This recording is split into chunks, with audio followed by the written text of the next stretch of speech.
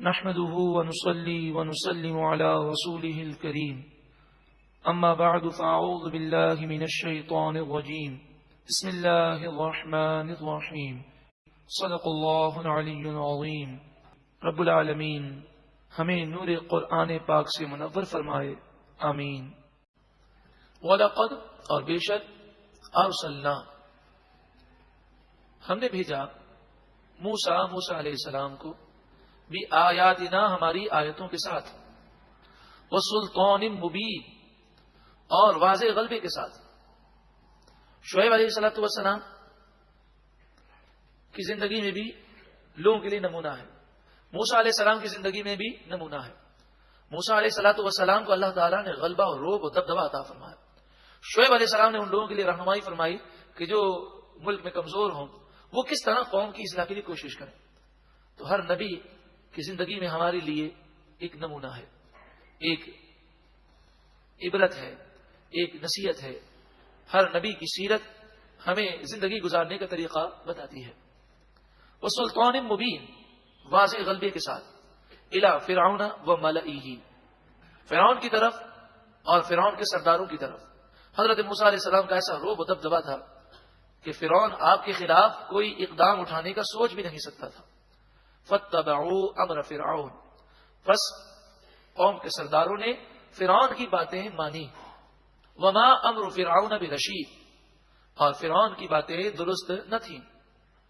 یقدم قومہ یوم القیامت، چونکہ ساری قوم نے فرعون کی باتیں مانی، یا تو فرعون جہنم میں جائے گا تو آگے فرعون ہوگا اور پیچھے اس کے پیروکار ہوں گے۔ یقدم قومہ یوم القیامہ، قیامت کے دن فرعون اپنی قوم کی قیادت کرے گا، جنت کی طرف نہیں بلکہ جہنم کی طرف۔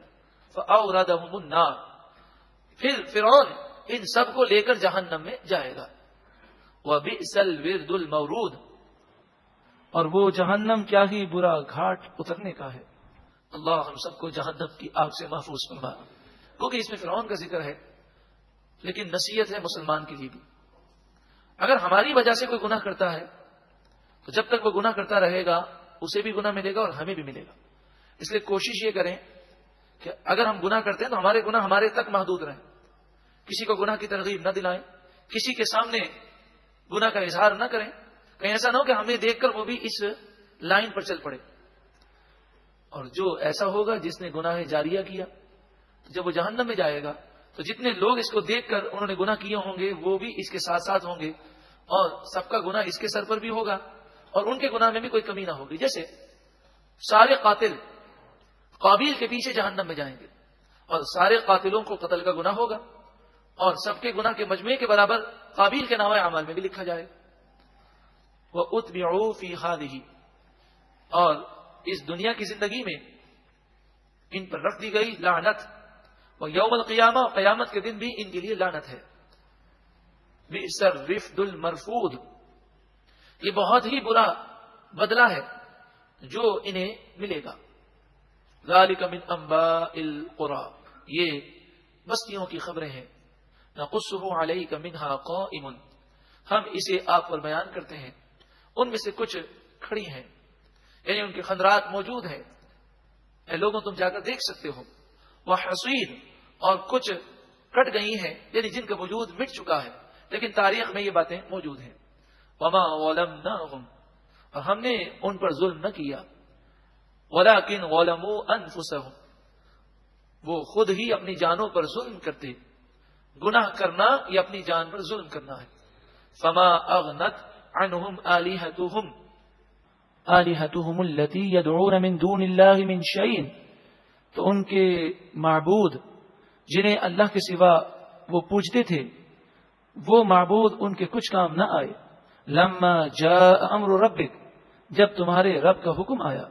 وما زادوہم غیر تتبیب، اور ان سے انہیں ہلاک کے سوا کچھ نہ بڑھا۔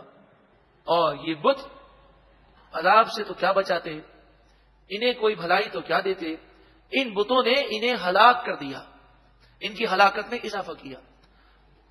اگلی آیت کریمہ جس طرح آپ غور سے سن رہے ہیں مزید غور سے سنیں، یہ آیت کریمہ ہلا دینے والی ہے ہر اس شخص کے لیے جو اللہ کی دی ہوئی ڈھیل پر غور نہیں کرتا اور گناہ کیے جا رہا ہے. اجتماعی عذاب تو نہیں آئے گا لیکن انفرادی پکڑ اور گرفت ہوتی ہوئی ہم دیکھتے بھی ہیں. وَكَذَلِكَ أَخْذُ رَبِّكَ إِذَا أَخَذَ الْقُرَىٰ وَهِيَ ظَالِمَةٌ. اسی طرح تیرے رب کی پکڑ ہے جب وہ پکڑتا ہے بستی والوں کو جب بستی والے گنہگار ہوں. ان اخذہ علیم شدید. بے شک اللہ کی پکڑ شدید دردناک ہے. ان بطش ربک لشدید. بے شک تیرے رب کی پکڑ بڑی شدید ہے. اللہ ہم سب کو اپنی پکڑ سے محفوظ فرمائے اور ہمیں نیکیوں بھری زندگی گزارنے اور سچی پکی توبہ کرنے کی توفیق عطا فرمائے. ان فی ذلک لآیہ. بے شک اس میں نشانی ہے. لمن خاف عذاب الآخرہ. اس کے لیے جو آخرت کے عذاب سے ڈرے. ان واقعات میں اس کے لیے عبرت کی نشانی ہے. ان لوگوں کے لیے جو اللہ کے عذاب سے ڈرتے ہیں. ذالک یوم مجموع.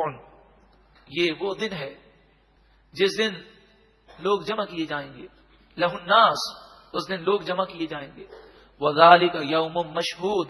یہ وہ دن ہے جب لوگ حاضر کیے جائیں گے. اللہ اکبر. لوگ گناہ کرتے ہیں, گناہوں کو پکڑ نہیں ہوتی, ڈھیل دی گئی ایک وقت تک, پھر موت ساری لذتوں کو ختم کر دے گی. دنیا کے اندر بھی پکڑ بسا اوقات آ جاتی ہے. وما نؤخرہ الا لاجل معدود. ہم تو ایک محدود اور مقررہ مدت تک مہلت دیتے ہیں. ہم تو ایک مقررہ مدت تک مہلت دیتے ہیں. یوم یاتی. کل بروز قیامت جس دن وہ دن آئے گا. لا تکلم نفس الا باذن. اس دن اللہ کے اذن کے بغیر کوئی کلام نہیں کر سکے گا. فمنہم شقی وسعید. اس دن بعض لوگ بدبخت ہوں گے اور بعض لوگ خوشبخت ہوں گے. مفسرین فرماتے ہیں کہ بدبخت کون ہے اور خوشبخت کون ہے. فرمایا جس کا دل سخت ہو, نصیحت کا اس پر کبھی اثر نہ ہو, وہ بدبخت ہے. اور جس کا دل نرم ہو, نصیحت سن کر اس پر اثر ہو, فرمایا وہ نیک بخت ہے. اللہ ہمارے دلوں کو بھی نرم فرما دے اور دل کو نور قرآن سے منور فرمائے. فَأَمَّا الَّذِينَ شَقُوا فَفِي النَّارِ. بس بہرحال جو بدبخت ہوں گے وہ جہنم میں ہوں گے. لَهُمْ فِيهَا زَفِيرٌ وَشَهِيقٌ. اس جہنم میں وہ گدھے کی طرح چیخنا چلانا کریں گے. جیسے گدھے چیختے ہیں ایسے جہنمی عذاب سے چیخیں ماریں گے. آپ سوچیں کہ اگر کسی پر کوئی کوڑے برسائے, کسی کو زخمی کیا جائے اور وہ بھاگ نہ سکتا ہو تو کیسا چیختا چلاتا ہے. تو ذرا غور کریں کہ جہنم کا عذاب اس قدر شدید ہے. فرشتے جو ہتھوڑا ماریں گے وہ ہتھوڑا اتنا بھاری ہوگا کہ وہ اگر ساری دنیا کی مخلوق مل کر ہلانا چاہے تو ہلا نہ سکے. اگر وہ ہتھوڑا پہاڑ پر مارا جائے تو وہ ریزہ ریزہ ہو جائے. ایک روایت کے مطابق جو فجر کی نماز میں سوئے رہتے ہیں اور فجر کی نماز قضا کر دیتے ہیں, ان کے سروں کو ایسے ہتھوڑوں سے کچلا جائے گا. کبھی ہم نے غور کیا؟ ارشاد فرمایا خالدین فیہا. وہ اس میں رہیں گے. ما دامت السماوات والارض الا ما شاء ربک. جب تک آسمان و زمین رہیں مگر جتنا تمہارے رب نے چاہا. اتنا اور زیادہ رہیں گے اور اس زیادتی کی کوئی انتہا نہیں.